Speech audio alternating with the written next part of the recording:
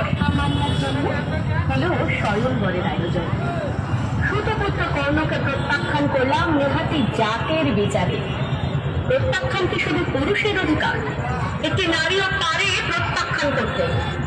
তাহলে কি উল্টে যেত মহাভারতের পুরো পাশাটাই? নাকি মহাভারতের অগ্নিকুণ্ডের যজ্ঞে সেই প্রথম স্ফুলিঙ্গ প্রক্ষেপণ? সব বীর যখন হতোদ্যম, তখন এক অন্ধকান্তি সাধারণ ব্রাহ্মণ জয় করে নিল সেই তীরন্দাজিকেরা। সাধারণ ব্রাহ্মণ মুগ্ধ হয়েছে তার রূপে, গুণে, পারদর্শিতায়। একটি তবে প্রথম দর্শনে একটি নারী চাও একখানে নিজস্ব পুরুষের হৃদয়ে